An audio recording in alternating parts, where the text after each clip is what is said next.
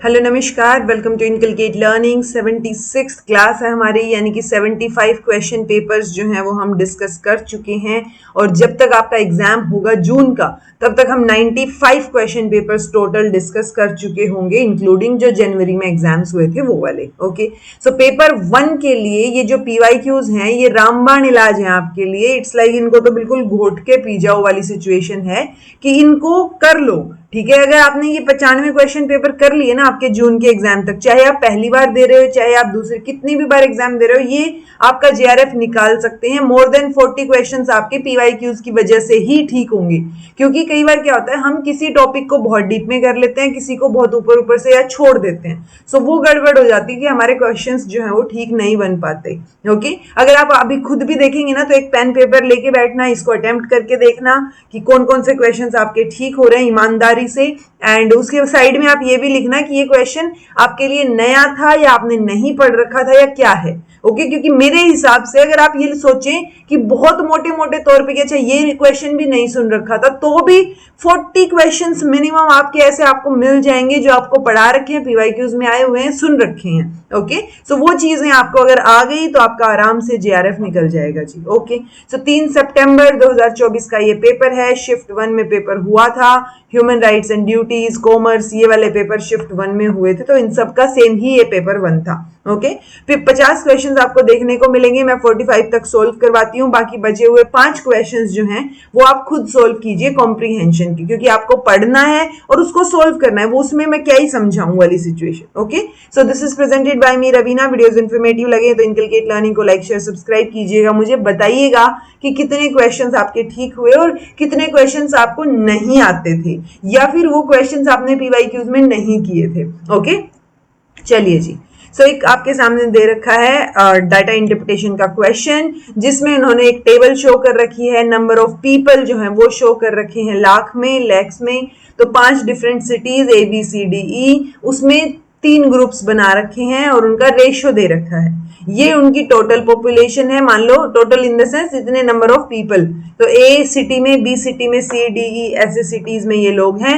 Group 1 में ये include कर रहे हैं 0 से 21 साल, यानी 21 साल से नीचे वाले को इंक्लूड कर रहे हैं। 21 साल और 41 साल से नीचे, तो ये इनके बीच का जो रहेगा वो ग्रुप 2 रहेगा। एंड आएगा यहाँ पे, एंड ग्रुप 3 वाला जो है वो 41 ईयर्स और अबव। ओके, इंफॉर्मेशन ऑलरेडी दे रखी है। यहाँ पे ABC के रेशियो दे रखे हैं 1 2 3 वाले, तो ये रेशियो से आप टोटल जो है निकाल सकते हो ऑब्वियसली। सो पहले तो आपको यही सोल्व कर लेना चाहिए, जैसे ये है 1 3 और 2। सो क्या मैं इसको ऐसे लिख सकती हूँ सोल्व करने के लिए, 1x 3x plus 2x is equal to 14.4, यानी 14,40,000 लगा लो, है ना। हाँ, तो अब यहाँ पे क्या आ गया आपके पास, 3 और 2 5 और 1 6, 6x is equal to 14.4, x is equal to 14.4 divide by 6, 6 दूनी 12, 6 चौके 24, 2.4 वैल्यू आ गई। यानी इसका अगर आप रेशियो निकालोगे सो 2.4 लाख। रेशियो 2.4 की मल्टीप्लाई करो 3 से, 24 दूनी 48, 24 72, यानी 7.2 लाख। देन रेशियो, देन 2 है तो 24 दूनी 48, 4.8 लाख। तो इसको मैं कैसे लिख सकती हूँ, मैं इसको 2,40,000 लिख सकती हूँ, 7,20,000 और 4,80,000 लिख सकती हूँ। ओके, ऐसे ही रेशियो को सोल्व करके आपको ये वैल्यूज कैलकुलेट करनी है। सो आप टेबल में आराम से कैलकुलेट करके ये वैल्यूज मेंशन कर सकते हो, ताकि आपका क्वेश्चन आराम से सोल्व हो जाए। अब पहला क्वेश्चन आपके सामने है। सिटी C के लिए number of people who will turn 21 years of age next year is 16,000। So next year जो वो हो जाएंगे कितने, मतलब आपके 21 टर्न हो जाएंगे, who will turn 21 years. So वो कौन से होंगे जी, 16,000। Number of new born will be 32,000, यानी पहला ग्रुप जो है जिसमें न्यू बोर्न है इंक्लूडेड, उसमें 32,000 ऐड हो रहे हैं। और जो दूसरा ग्रुप है जो दूसरा ग्रुप है जिसमें 21 में टर्न हो रहे हैं, तो उसमें 16,000 ऐड हो रहे हैं। जो तीसरा ग्रुप है उसमें सेम लोग हैं, चेंज नहीं हो रहा है रेशियो। सो नया रेशियो क्या होगा सिटी C के लिए, तो जो वैल्यू मैंने यहाँ पे सिटी A के लिए निकाली, अब आपको सिटी C के लिए जरूरत पड़ रही है, यानी 2 और 1 3 और 1 4, 4x आएगा, यानी 19.2 डिवाइड बाय 4, 4 दूनी 8, 4 चौके 16, 17 18 19, 4 8 32, 4.8 आ गई x की वैल्यू, यानी ये क्या आ जाएगा 4.8 रेशियो 4.8 रेशियो 8 दूनी 16 9.6, यानी 4,80,000 4,80,000 और 9,60,000 आपका जो है यहाँ पे आंसर आ गया 112 का। ये आपका रेशियो है, ठीक है। अब इस रेशियो में आपको 16,000 ऐड करना है ग्रुप 2 में इसमें, और 32,000 ऐड करना है ग्रुप 1 में, राइट। सो 4.8 में आप ऐड कीजिए 32, तो आपका क्या आ जाएगा 4,80,000 है, 5,12,000 आ जाएगा, ठीक है। देन रेशियो 4,80,000 में 16 करोगे तो 4,96,000 आ गया, और ये आपका 9,60,000 रहा। तो इससे रेशियो कैलकुलेट कर लो अब आप। सो ये आपकी नई वैल्यू, ये पुरानी वैल्यू है, इसमें अब आप ऐड करोगे अपना 32 और 16। ये ध्यान रखना है कि जो 16 21 में टर्न हो रहे हैं वो यहाँ ऐड होंगे, 21 वाले, 21 टू लेस देन, ठीक है। सो 21 से तो 21 वाले इसी के अंदर आएंगे। तो यहाँ ग्रुप 2 में आप 16 ऐड कर दो, यहाँ आप 32 ऐड कर दो।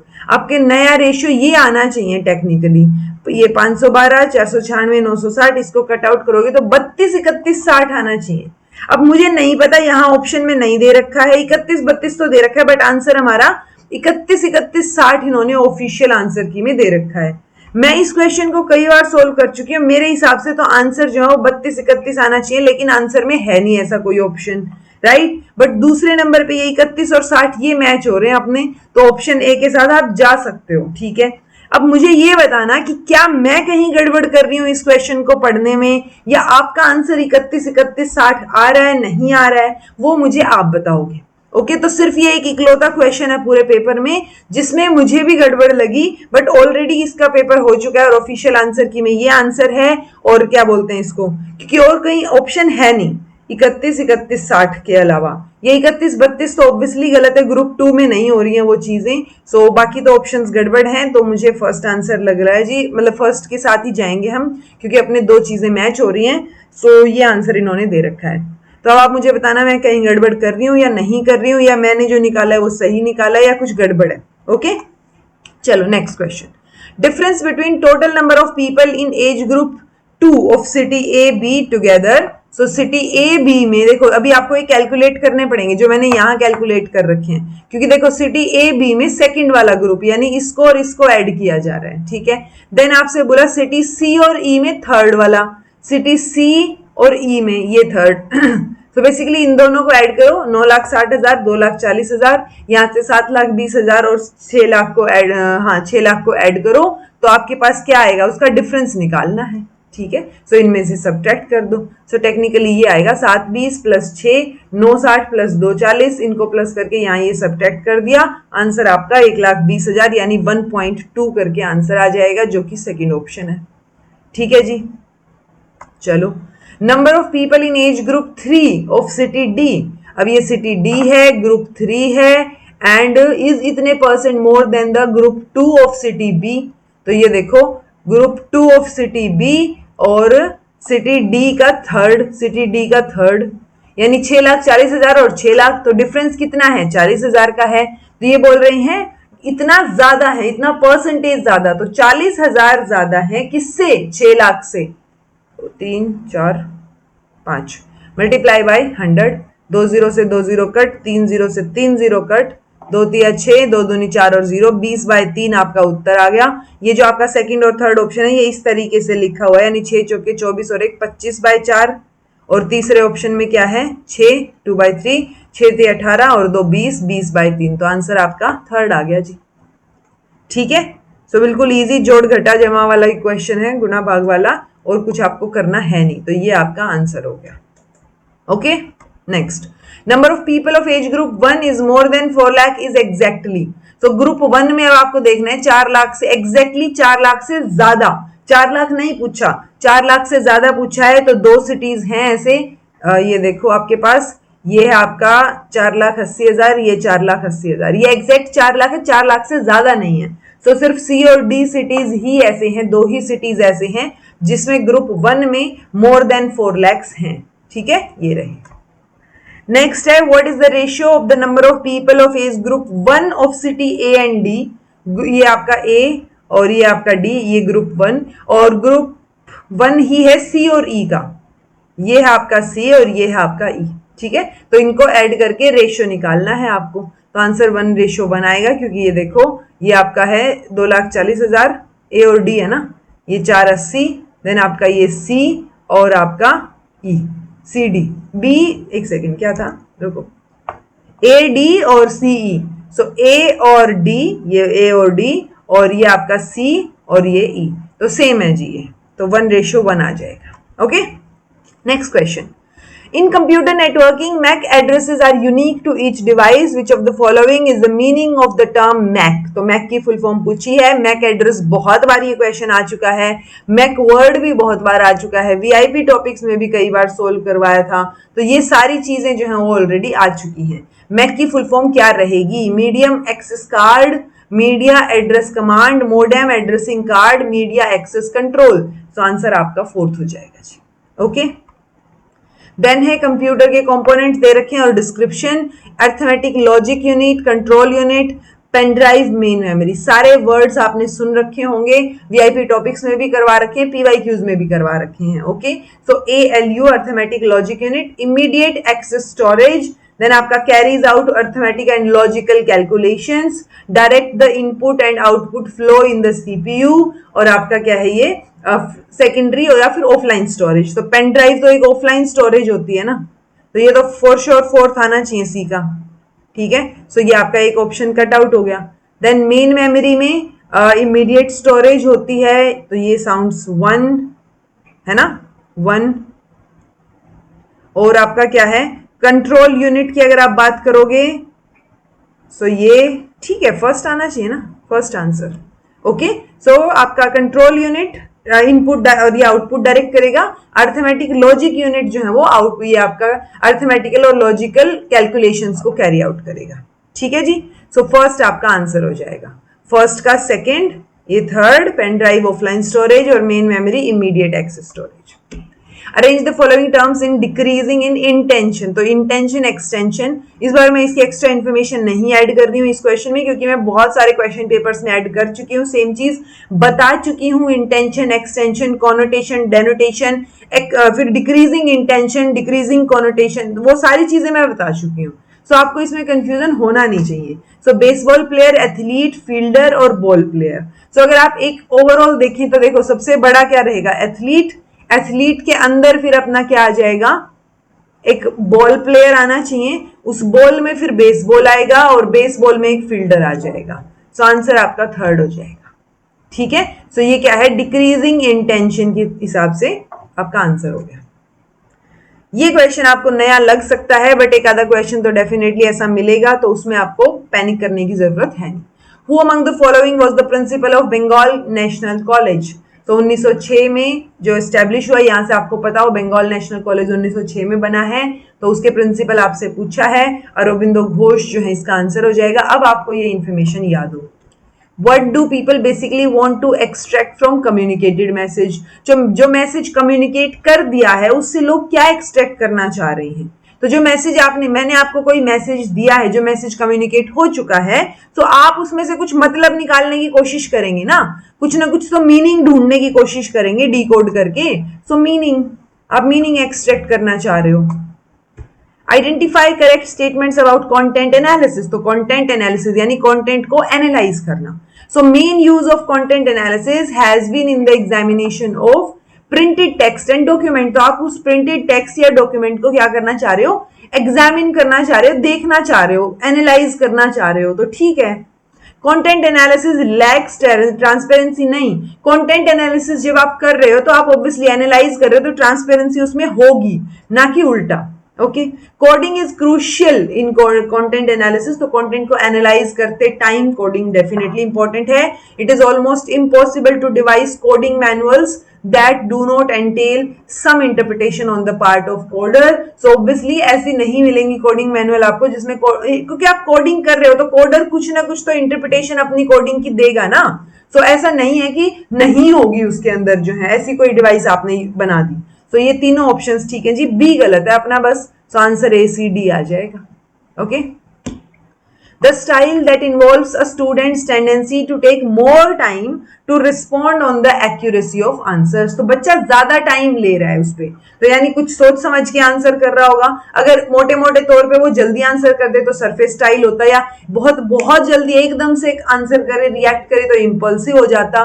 मैनिपुलेटिवली करे यानी अपने कुछ जो है इंफॉर्मेशन को इधर उधर करके आंसर मैनिपुलेट कर रहे हो तो ये होता. बट आंसर यहाँ रिफ्लेक्टिव रहेगा क्योंकि बच्चा टाइम ज्यादा ले रहा है, उसकी टेंडेंसी है, तो इस स्टाइल को क्या बोलेंगे? रिफ्लेक्टिव स्टाइल बोलेंगे. यानी किस पे? एक्यूरेसी ऑफ आंसर्स पे वो टाइम ज्यादा ले रहा है रिस्पॉन्ड करने के लिए, तो वो सोच समझ के आंसर कर रहा है. हार्ड वाटर सॉफ्टनिंग, ये क्वेश्चन भी करवाया हुआ है जी. ठीक है, तो softening of hard water is done by, तो कौन सा जो है वो सॉफ्टनिंग के लिए काम आएगा? तो हमें पता है कि बॉइलिंग से टेम्परेरी जो है वो जो टेम्परेरी हार्डनेस है वो हट जाती है. ठीक है, सो बॉइलिंग तो डेफिनेटली रहेगा. अगर बॉइलिंग रहेगा तो देखो ये 3 में है, तो ये आंसर तो नहीं होगा डी. तो then lime soda ozonation ion exchange. So lime soda में भी हम करते हैं लाइम और सोडा दोनों का. ठीक है, एंड देन आपका आयन एक्सचेंज में भी होगा.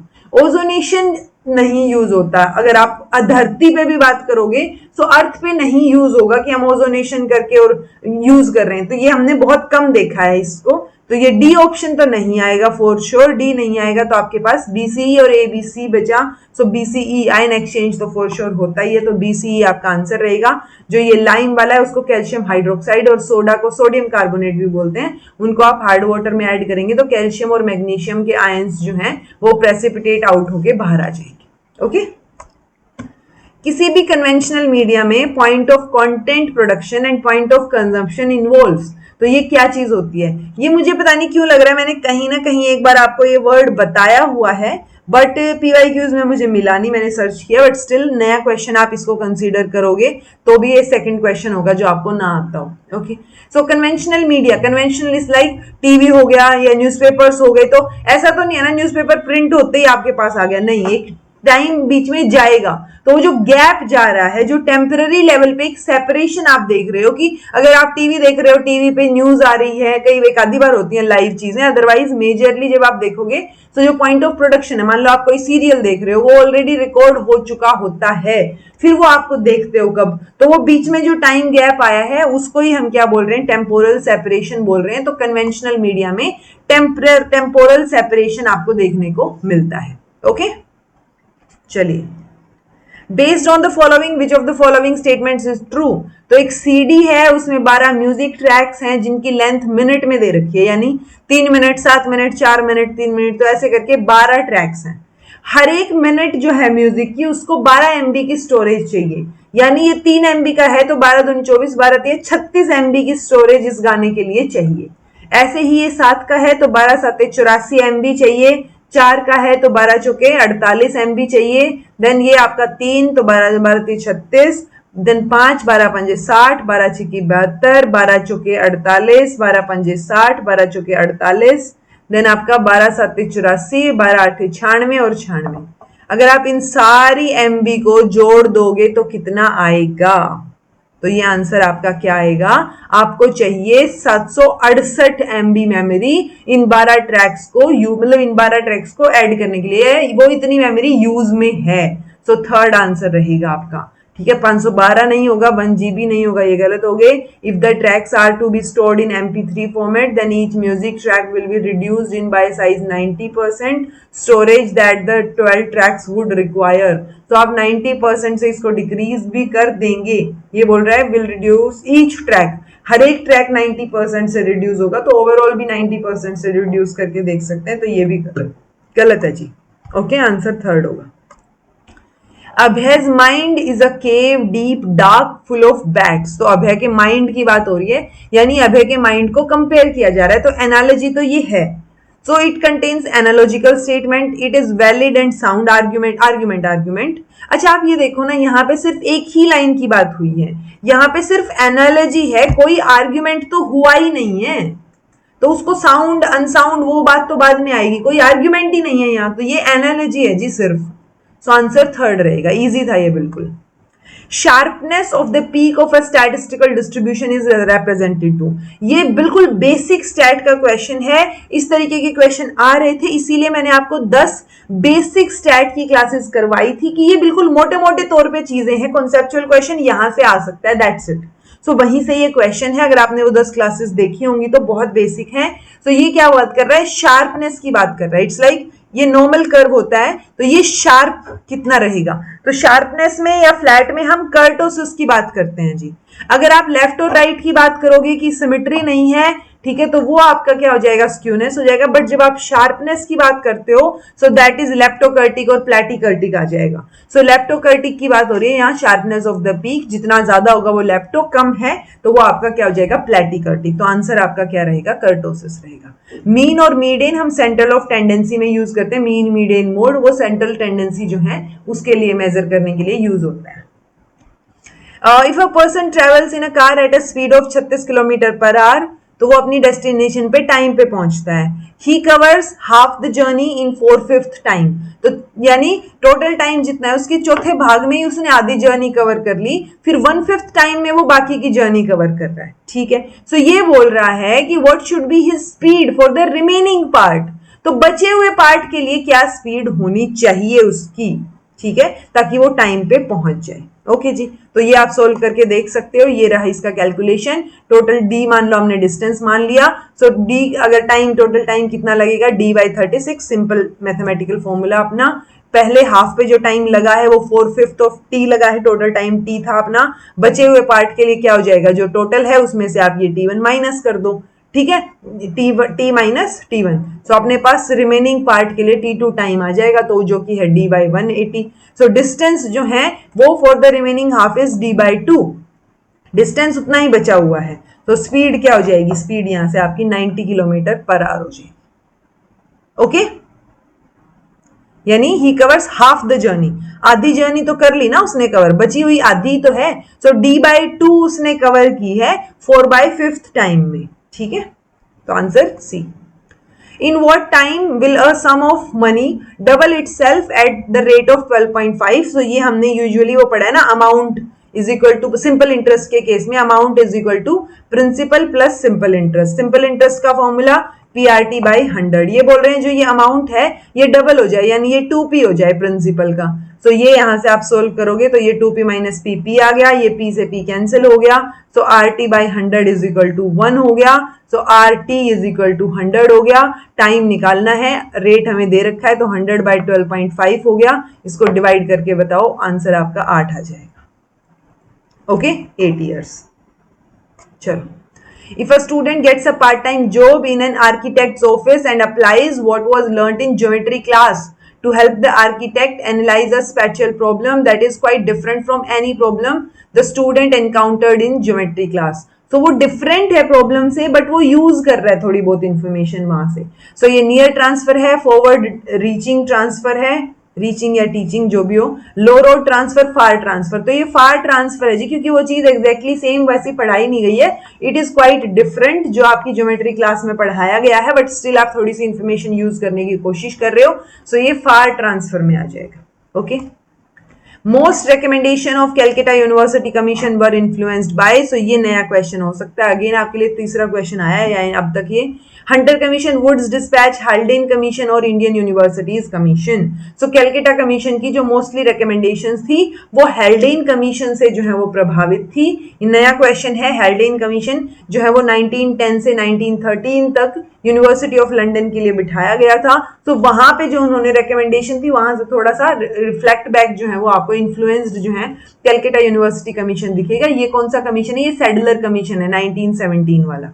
ओके, सो ये हाल्डेन कमीशन भी था कुछ करके लंदन यूनिवर्सिटी के लिए 1910 से 13 तक। Okay, The numerator and denominator degrees of freedom are used in which of the following test statistic in hypothesis testing? So numerator denominator degrees हम एफ टेस्ट में यूज करते हैं, ठीक है। एफ टेस्ट में हम वो between the group, with in the group इस तरीके से कैलकुलेट करते हैं ना। सो वो different different degree of freedom होता है। सो ये आंसर आपका क्या रहेगा, एफ रहेगा जी।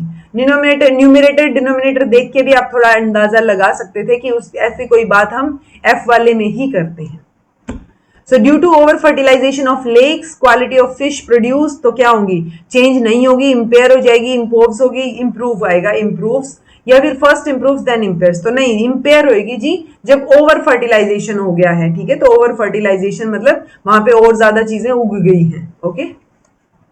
Which of the following statements are logically equivalent? तो अगेन कन्वर्जन, कॉन्ट्रापोजिशन, ऑब्वर्जन, यही फॉर्मूला, मतलब यही जो है आपको लॉजिक आपको बता रखा है जब लॉजिकली इक्विवेलेंट देखना हो। तो सम बीवरेजेस आर नॉट लिक्विड्स, आप इस स्टेटमेंट को लेके इसका कन्वर्जन, ऑब्वर्जन, कॉन्ट्रापोजिशन करके देखो, आपको आंसर मिल जाएगा। तो सम बीवरेजेस आर नॉन लिक्विड्स, ये बिल्कुल ठीक है ए के साथ।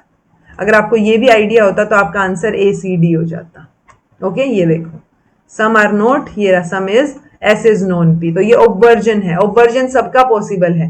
सो एटलीस्ट ऑब्वर्जन तो पता हो आपको, ऑब्वर्जन भी पता होता तो ये सोल्व हो जाएगा, okay.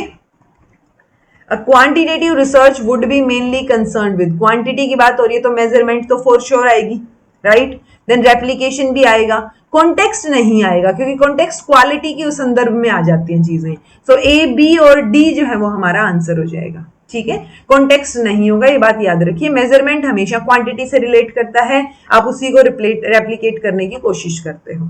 Which of the following institution were to play a role in shaping the national system of education at higher level under national education policy? So आप देखो ना, नेशनल एजुकेशन पॉलिसी की बात हो रही है तो ये यूनाइटेड नेशंस का यूनेस्को या यूएनडीपी क्या कर रहे हैं, राइट। तो ऑप्शन 3 ही है, तो ये तीनों ऑप्शन हमारे आ जाएंगे, या सी डी, ओके। सो ये लॉजिकल क्वेश्चंस होते हैं थोड़े से, अगर आपने नहीं भी पढ़ रखा तो आसपास की चीजें तो पढ़ रखी है ना। The National Knowledge Commission suggested that the proposed national universities should not have, तो ये भी आपके लिए लगा लो, चलो नया ही लगा लो तो भी 10 क्वेश्चन से कम ही रहेंगे आपके, ठीक है। तो नेशनल नॉलेज कमीशन ने सजेस्ट किया कि जो प्रपोज नेशनल यूनिवर्सिटीज हैं उनका कोई एफिलिएटेड कॉलेज नहीं होना चाहिए, क्योंकि अगर एफिलिएटेड कॉलेज होता है तो वो एफिलिएटेड कॉलेज को मेंटेन करने में, मैनेज करने में ही रह जाते हैं, रादर देन अपनी एकेडमिक और रिसर्च पे फोकस करना, ओके। तो वो बर्डन, एडमिनिस्ट्रेटिवली बर्डन और रिस्पॉन्सिबिलिटीज आ जाएंगी यूनिवर्सिटी के ऊपर और वो कम ध्यान दे पाएगी पढ़ाई में और रिसर्च में। In a certain coding scheme word scholar SCHOLAR,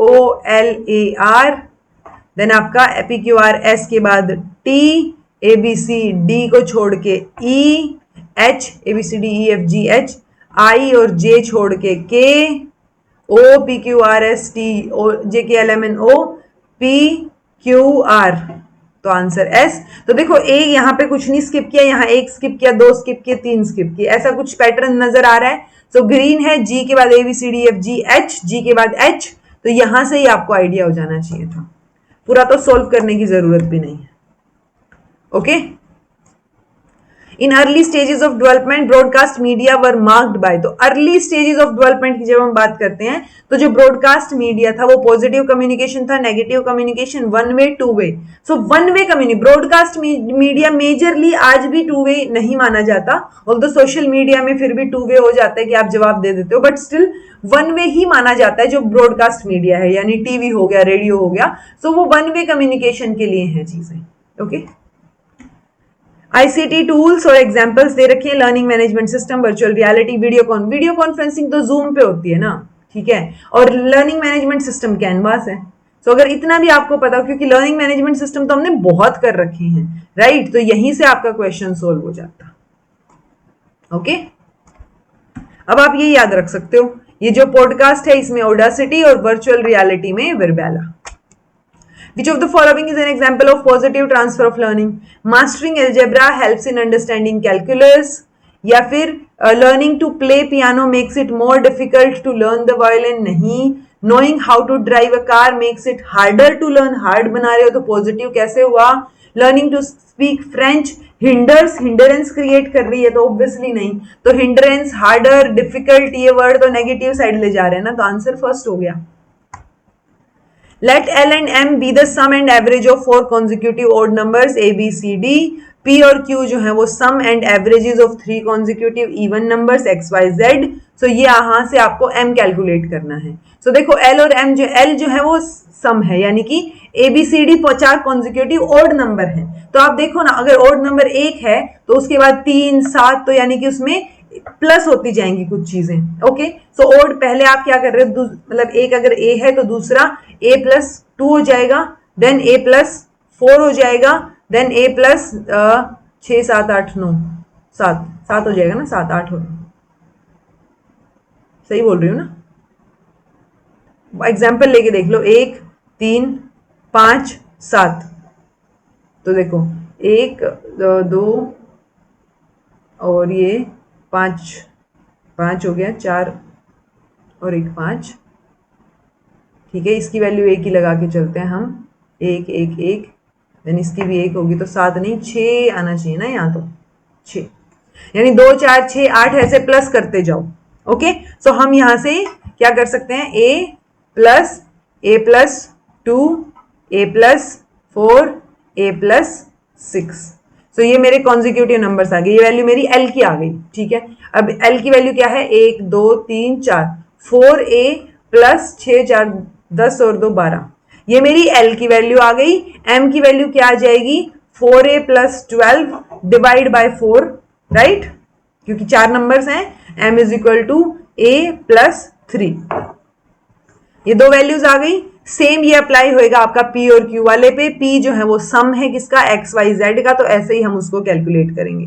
सो बाद में इन वैल्यूज को आप रख सकते हो, तो इस तरीके से ये सोल्व हो जाएगा। ये a प्लस 3 आ गया जो मैंने आपको अभी कैलकुलेट करके दिखाया, 4a प्लस 12, ऐसे ही ये भी x प्लस 2 x प्लस 4 इस तरीके से ऐड हो जाएंगी। सो ये p q, देन आपका ये क्या हो गया, स्टेप 3, जिसमें आपने ये वैल्यूज वापस से रख दी हैं, तो यहाँ पे वैल्यूज वापस से रख के आप ये आंसर कैलकुलेट करोगे तो आपका m जो है वो 34 आ जाएगा, ठीक है जी, आंसर आपका सेकंड हो जाएगा।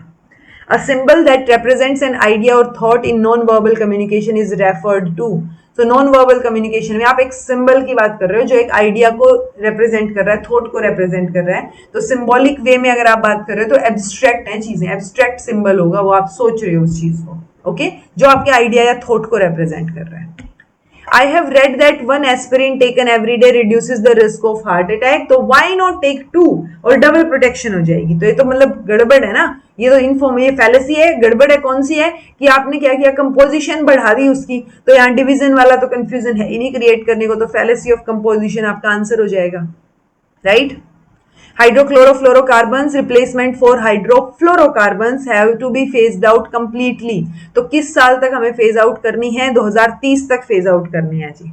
ओके, यूजुअली आपको चीजें 2030, आप आइडिया लगा के चल सकते हो इन चीजों में, क्योंकि सस्टेनेबल डेवलपमेंट गोल्स भी 2030 तक है।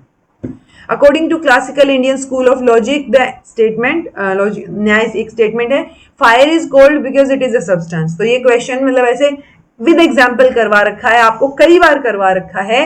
तो ये नॉन इन्फ्रेंशियल कॉन्ट्राडिक्टरी मिडल है, has an impossible locus, instead of proving it's presence वो एब्सेंस प्रूव कर रही है, या फिर प्रूव कर रहा है उसकी प्रेजेंस। तो आंसर क्या रहेगा जी, ये नॉन इन्फ्रेंशियल कॉन्ट्राडिक्टरी मिडल है। ये देखो, नॉन इन्फ्रेंशियल कॉन्ट्राडिक्टेड मिडल करवा रखा है, fire is cold because it is substance, ठीक है। With reference to ICTs, which of the following statement is true? तो कौन सी स्टेटमेंट ट्रू है, global positioning system GPS in car send signal to satellite which then work out where they are sent and then वो वापस से car पे data भेजेंगे। HTTP hypertext transfer protocol, RAM random access memory, geographic information system is a computer based tool for mapping and analyzing things that exist and events that happen on earth। तो ये statement ठीक है जी, ये दोनों गलत है। अब मुझे ये बता देना ये स्टेटमेंट क्यों गलत है, क्या जीपीएस की फुल फॉर्म गलत है वो बता देना, या कुछ और गड़बड़ है इस स्टेटमेंट में, तो ये आप मुझे बताना, ओके। आंसर फोर्थ रहेगा। Making way for technologies of automation is dash transformation of modern society.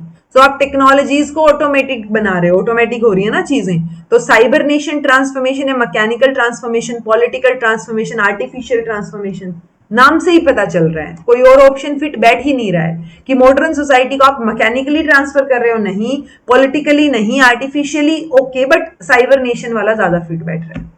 3 positive numbers हैं, रेशियो जिनका 2:3:4 है, अगर उनका सम ऑफ देयर स्क्वायर इज, यानी मान लो 2x 3x और 4x है, ठीक है, सम ऑफ देयर स्क्वायर और सम कर दो, वो किसके बराबर है, 2 3 4 9 के, यानी 2 दूनी 4, 3 3 9, 4 चौके 16, 16 और तीन 9, 16 और 9 25 और 2 दूनी 4 29। 29 x square is equal to 2349। X square is equal to 2349 divide by 29 is equal to 81। Answer आ गया x की वैल्यू 9। तो अब इनकी वैल्यू कैलकुलेट कर दो, यानी 9 दूनी 18, 9 तिया 36 और 9 चौके 9 तिया 27, 9 चौके 36। तो 18, 27 और 36 आपका आंसर हो गया। ठीक है जी। Which of the following tool is used to create pre and post session polls to gauge students learning from each session? So आप क्या कर रहे हो, polls create कर रहे हो ताकि आप पता कर सको कि उन्होंने हर एक सेशन में क्या चीज सीखी है, पहले और पोस्ट सेशन। पहले कितना आता था, सेशन के बाद कितना आता है। तो आंसर आपका क्या हो जाएगा जी, मेंटीमीटर हो जाएगा। पोल्स की बात हम वहीं करते हैं, करवा रखा है मेंटीमीटर भी। Which of the following digital India themes is incorrectly matched? Spoken tutorial, learn various free and open source software all by oneself. FOSSEE, reduce dependency on proprietary software in educational institution. E-Kalp, कल्प आएगा ये, E-Kalp, create digital learning environment for design. या E-Shodh Sindhi, Sindhu होता है वैसे usually. Spread information नहीं, information spread करने के लिए नहीं है, E-Shodh Sindhu होता है और वहां पे रिसर्च आपको बहुत सारी मिल जाएंगी।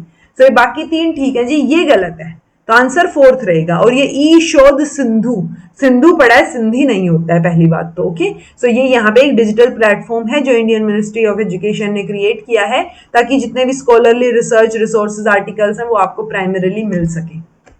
The education imparted at Nalanda University was both religious and irreligious, entertaining, secular, business oriented। तो वो सेक्युलर भी थी।